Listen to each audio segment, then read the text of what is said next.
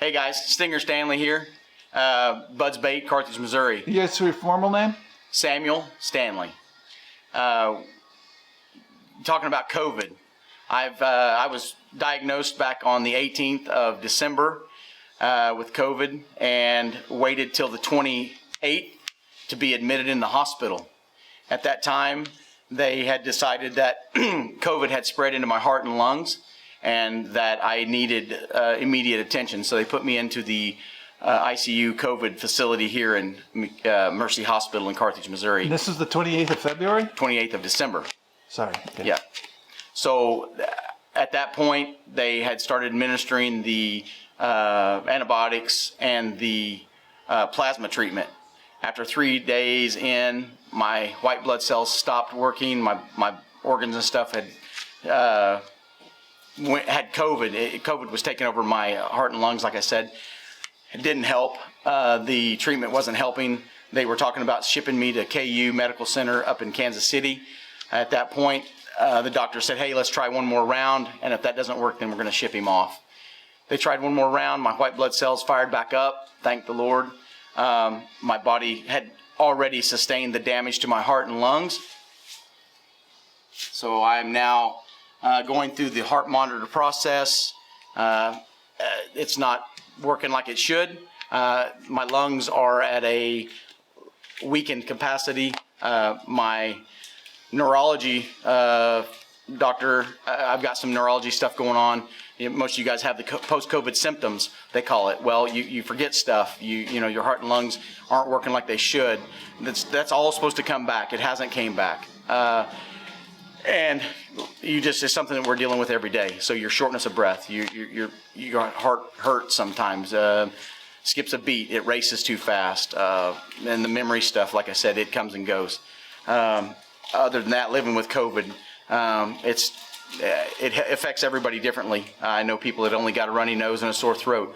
Like I said, my uncle died 4 days before I got my diagnosis, and that's where I contracted the illness was from my uncle, and he passed away 4 days after I found out I had it. So it is a deadly illness that's going around the country. But the ones of us that don't die are left living with these post-COVID symptoms, and some of them go away, some of them never go away. I'll have this the rest of my life, is what I was told. So that's my story. And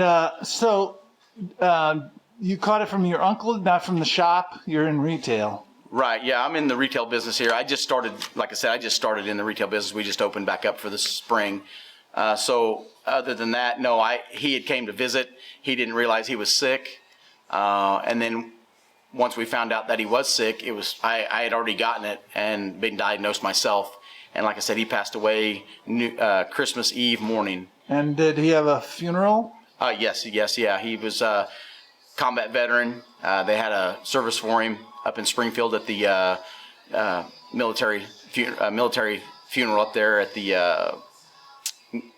I can't even think of the name of it now. See, that's did they isolated him, and did he have to die alone? And did they isolate you? And yeah, I was isolated, like I said, from the 28th to the 12th or 13th of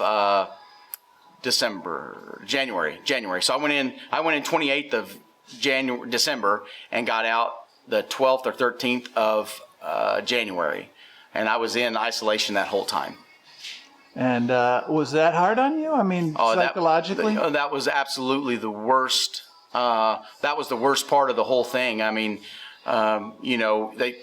being sick and all that, that's one thing, and going through the symptoms is one thing, but I get emotional because my fiance would come to the window, and I was like a monkey in a cage or a fish in a fishbowl. I could see her out there, but I couldn't touch her, and I could hear her through the phone on speaker, but I couldn't touch her. And being able to touch you is more important to me than being able to hear you.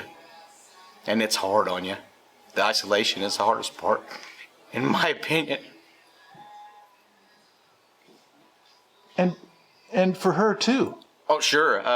Everybody involved. I had friends that came up to see me, and it was hard. It was hard for everybody because you don't know how long you're going to be in there. You don't know, you just hope and pray that these doctors are, able to get you healed up to where you can get out in a few days or weeks or whatever. And there's people that have had it longer than me and worse than me. And some people have had strokes from it, and blood clots. That's another thing that Did you think you were going to die?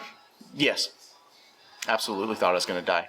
Yes. I heard you joking earlier that you were about death. Yeah. Being a veteran, we're okay with death. We have sick senses of humor about it. But I don't. Which service were you in? 82nd Airborne Army. Were you serving abroad or? No. I was just a disabled veteran through the peacetime. Like I said, I got out in '92. So, but yeah, my buddies went over, like I said, and served, and I was back. I was there on rear detachment when they came back. That's another part of this life that's hard. Like I said, dealing with that kind of stuff. You didn't get to go serve with them. You train. You didn't get to go. That's a guilt that I'll have for the rest of my life. And so now, and also you'd say the store was closed for a while? Oh, yes, sir. Bud's Bait here in Carthage. They have a store in Joplin as well. We run that one year round. This store that we close over the winter months. Just not because of COVID. No, not because of COVID. Just mainly because of the lack of fishing right here locally. And so, what overall, what do you think of the disease? Are you distancing now and masking, or are you pro masking or no masking, or where do you stand on all these? On all the latter side of this, I do what the state has done. Our state has opened it back up. If a business says, hey, you need a mask, I'll put a mask on. If the hospital, because the hospital says, hey, you need to have a mask on to come into your appointments, I put a mask on. Coming in here, I leave it up to the individuals. Before all this, we would joke and cut up and laugh about, oh, COVID this, COVID that. Is it really real? I'm telling you right now that any doubt that I had, any joke that I made, any lightness that I made of the subject is absolutely, I regret it. I regret it because I've had it. I've been through it. I've seen it. My friends have had it, and I've had friends that have passed away from it, and family, and it's not a joke. It's real. I don't know where it came from. I hope that we can get past it. Like I said, as far as masking, I don't wear a mask now. I feel like, and my doctors have told me, hey, you're good for 3 or 4 months afterwards. As far as taking the shot, I'm not allowed to take the shot. My pulmonologist told me that it was not in my best interest to take the shot because of the vaccine is part of COVID. It has COVID in it. So he told me absolutely do not take the vaccine. So I'll just wait and see how everybody else does around me, and if I need to wear a mask in here, then I certainly will to protect myself after my 3 or 4 months probationary period or window, because all the plasma and stuff that I took 2 rounds. I took enough medications for 3 COVID patients, and that's how I'm here today, and the grace of God.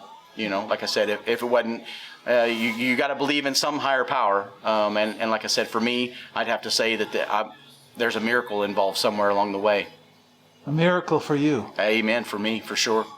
And what do you see going forward? Is this the new normal? Are we going to have, are these vaccines going to get rid of it? Or I pray that the people that are in charge of this have our best interest at heart. I believe the vaccines, the first signs will be the elderly people that got them first, and if these people don't show any signs of getting it after they get the 2 vaccinations, then, and here locally, like I said, I'm paying attention to that to see if the elderly people, my friends that are some of the elderly people that I know, they come into the shop here all the time. If they don't have any symptoms after the fact, then, and other people do have them and they don't get them, then by all means, I think everybody should be able to get the vaccine, and it's a choice, obviously, but your life, every day you get in a car or riding a bicycle across the country, you're taking your life into your own hands. So last question, do you have any final thoughts on COVID and this last year, all these deaths, your own miraculous, as you say, story. Any final thoughts? Just, I would say don't take it lightly. I would say that if there is masking involved, then if it's a mandate, then follow it. If it's, I'm protecting, I would be protecting you, my other friends, whoever I'm around, the other public. I mean, we're here to love everybody and to protect each other. We are our brother's keeper, so I believe that we need to take all the precautions we can. I stand here now without a mask, only because I feel like I'm already inoculated enough that I don't have to have one. All right. Hey, thank you very much. This is the 18th of March, and I'm at Bud's Bait Shop, and this place is spectacular. And thank you very much.